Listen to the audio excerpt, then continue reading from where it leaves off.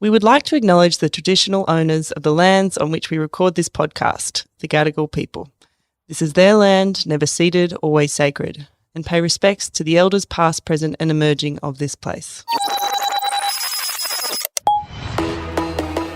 Coming up on Remarkable Insights. If you have someone who's building a product to solve a problem for the very thing that they're experiencing on a day-to-day basis, no one will be better at solving that problem than them. And we owe it to them as a startup community to make sure that they're connected to all the same opportunities that everyone else did.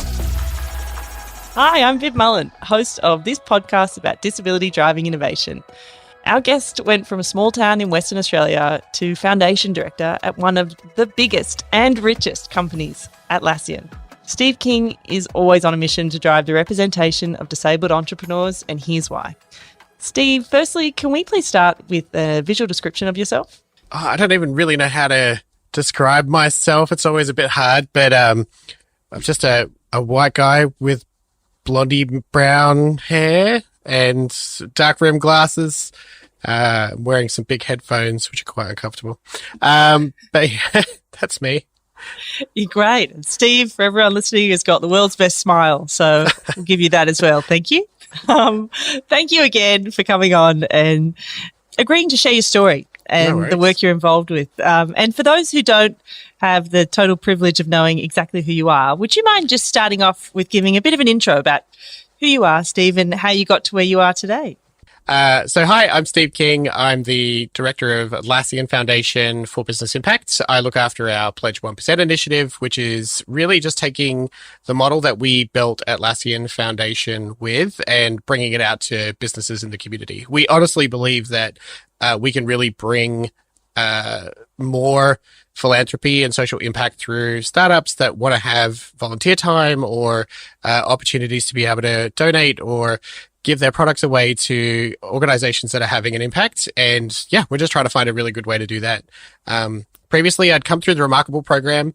I've been a founder of a startup. I've been really an accidental founder, co-founder of a startup. I've been an accidental a lot of things. But yeah, most recently, accidental director of Atlassian Foundation.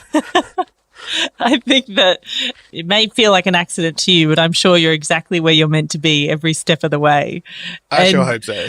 And I know that even in your previous role, you were with Canva for a bit and you were heading accessibility. And I'd love to sort of unpack where this passion for accessibility and the disability space comes from. It's a combination of places. I think my journey in technology really started from a place of, not having access to the same avenues of technology or the same opportunities in technology, growing up in an area that didn't really have a lot of technology in it.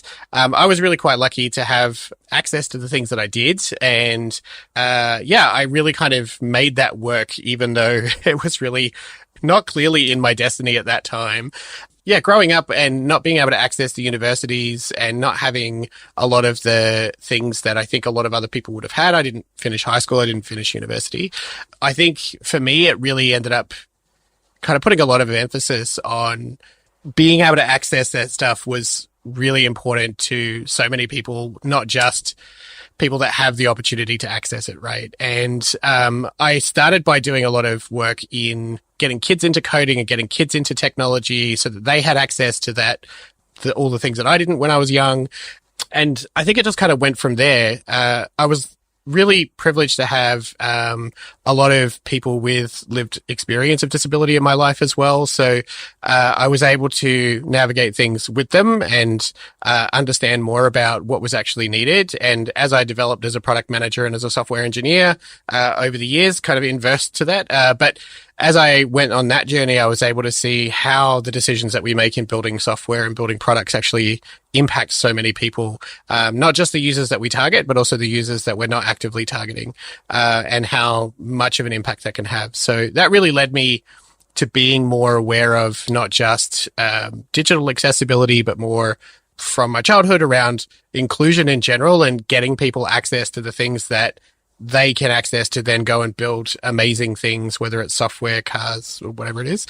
And then also being able to have access to the same opportunities, whether they take those opportunities or not, who's to say? But, not being able to use university tools because you can't see in the same way that other people do, or not being able to access, technology because you can't hear, you can't see, you can't walk. Like, these are all really crappy reasons not to be able to go and build amazing stuff still. That led me to really understanding more about the customer experience around people with accommodation needs. That led to building out accessibility with Atlassian, and then eventually over at Canva as well. You say you were teaching yourself that coding. How old were you when you were teaching yourself? I was teaching myself from when I was about 10. Wow. Just thinking back. So yeah, basically any piece of old technology that I could get my hands on, or that was like donated to my family, or that I happened to kind of be able to find or scrounge around, I would try and find a way to use it and pull it apart, put it back together. I just loved it, and I couldn't get enough of it. And did you feel that the schooling system almost didn't sort of fit the way your brain was working at such a young age? Yeah, you were already 100%. thinking.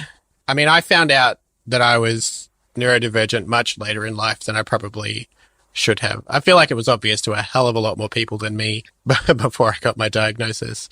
But yeah, the school system was really tough. I remember not just struggling with, classic behavioral issues, or, being told I couldn't focus or I couldn't apply myself. And like, I had a huge amount of potential. That was always a real struggle for me because, to spend your whole life being told that you had potential, but that you weren't doing enough, was just kind of it was a real downer, because you never really know whether or not that's true, and you're just not reaching that potential, or if you're just not smart enough. And like, they think you're smart, that's great, but maybe you're not smart enough, because people keep telling you should be doing amazing things, but you just can't seem to get that together. So I spent a lot of time thinking that I was pretty dumb. I loved maths. I loved physics. I loved computer engineering and software engineering. I wrote some good code, some bad code, and I just loved puzzle solving. And I think through school, that was really where I kind of should have clued in at that point, that all these really analytical things I loved, and the things where you had to try and express kind of creative freedom, I was struggling at. But yeah, it wasn't really well built for someone who was trying to navigate that at the same time as navigate life itself, as a teenager.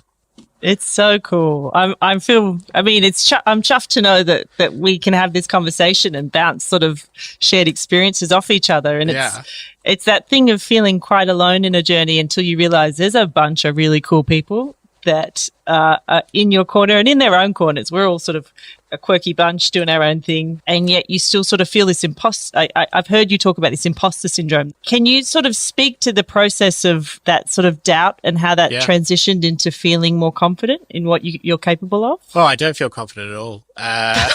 Sorry, everyone. No, look, before I was diagnosed, I think what I struggled with the most was legitimacy, right? And that was actually separate from feeling neurodivergent. I'd already grown up feeling like I wasn't living up to my potential. So, and feeling like I accidentally landed in things because of happenstance. And a lot of that was opportunity, being able to network and being able to bring that quirky insight to things meant that people kept me around, because if they didn't know something, they asked me, and I tended to know. And so I think from that perspective, I was really fortunate that I'd cultivated such a good group of people around me to lead me into this kind of like software engineering path. Having said that, like, I still really struggled to, once I found my place in those jobs, to really feel like I was valued in the same way that other people did. And, I worked for, Google, Yahoo. I've done a lot of, big software projects for big name companies. And every time I was like, not the smartest person in the room. There's like, just everyone else is just better, deserves to be here. You've lucked into this situation. So, don't rock the boat. And that was really tough. And I think landing in Atlassian was probably the first time where I felt like, to be clear, like, I didn't feel like I belonged because I deserved to be there, but I belonged because people were really direct. They were clear with you about where you stood with things. All of the things around, the interpersonal things that I'd struggled with were just suddenly not there. And that's not to say that that's how the whole company operated, but it was much easier. I felt finally like I'd actually landed somewhere that I belonged, but I still really struggled with that feeling of imposter syndrome. I ended up giving a talk on it and like discussing it from the perspective of, yeah, you know, this is how I deal with it. And it's meditation, it's validation, it's all the things that you still struggle with. But I'd kind of worked through. And eventually what I realized was that as much as I see these people really excelling and doing these really amazing things, and they deserve all the credit that they get for those things, what I was doing was probably self-sabotaging in a lot of ways. And as much as I was doing a lot of things, sometimes also exhausting myself because I was constantly chasing being good enough that I'd end up not doing enough to be good at anything. You know, and that's that whole, like, you're mediocre at everything and you're not great at anything. It's like, that's my life, man. Like, that's how I've existed. That's how I'm here. So how do you rationalize that and how do you bring that, together? And I think, you know what? It ended up being a superpower of basically being able to dissect how people started to share what they wanted. You know, when you've got a group of people around you who are clear about what they need and what they want and how they expect things to be, not you to be, but like the things that you're working on. This is what I need, and they're clear and they're honest, and you know that there's like an honesty system there. All of a sudden, working's easy because you're not trying to anticipate what they're trying to tell you. You're just doing what they've asked you to do, and that's all they want from you. And that's brilliant. So I think eventually finding really good people to work with in a really good culture ended up being the thing that like accelerated my experience. In your experience with Canva and Atlassian and seeing the way those sort of companies that very much started as startups evolve, they very much take under their wing the innovations and technologies that are built around them, and is sort of part of your mission to knowing that the disability community is a real sort of hub and pool of potential and ideas and creativity. By encouraging more disabled entrepreneurs, people like Atlassian and Canva are really going to benefit from the creations made from this community. Yeah, absolutely. I mean, it takes you 5 minutes to be a neurodivergent person on TikTok for TikTok to be like, I got you. I understand. I know how your brain works. And, you know, it shows you videos that are all captioned, and even all the memes are like, oh, can you turn captions on? I can't hear, you know, what's going on because there's like a buzzing noise in the background. Like, these are two real problems, right? And so I think by understanding my experience, I'm way better at describing the things that I need to not overcome it, to not combat it, to not get rid of it or cancel it out, but to kind of say like, you know what? Yeah, I can watch videos with captions and also do 5 other things at the same time. And no, I won't remember what I'm doing in 5 minutes, but I'm still enjoying that experience and I'm still getting a lot of value out of it. So how do I get that same experience or that same lived experience and lived expertise from people who are going through those things and putting those into products? And if you have someone who's building a product to solve a problem for the very thing that they're experiencing on a day-to-day basis, no one will be better at solving that problem than them. And we owe it to them as a startup community to make sure that they're connected to all the same opportunities that everyone else did. Just because someone doesn't come from a software engineering background doesn't mean that they can't learn the skills to engage with software engineers. And just because they don't come from a product background doesn't mean they can't learn the skills to translate their idea and their concept into a working product model or a prototype or whatever it is, right? If people are willing to learn and work hard to do those things or connect to the right people and engage and like get those things done, then they are going to be incredible pieces of software, physical products, consulting, like whatever it is, like that's going to be the best you can get to solve that problem that person lives with every day. So we should be doing that, like not just spending 6 months pontificating about what the experience might be like. Let's just get them to solve it. To wrap these conversations up, I do like to ask people to leave listeners and people enjoying the show with a remarkable insight, which is open to interpretation. But what is something you would like to leave people with as a bit of a thought-provoking final piece? If I could do it all again, I would. If I could tell myself anything, or if I could tell anyone anything that's kind of thinking about this kind of thing, is there's always a path there.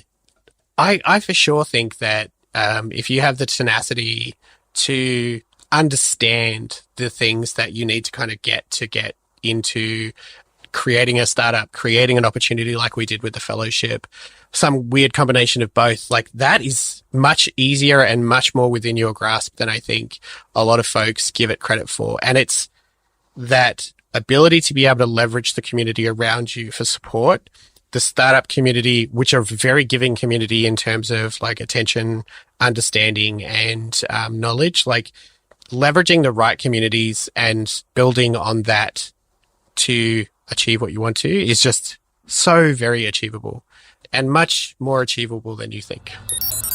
Thank you to our guest, and hopefully you found your own remarkable moment. Make sure you subscribe to the podcast and follow our Instagram at remarkable_tech for unheard moments from this episode.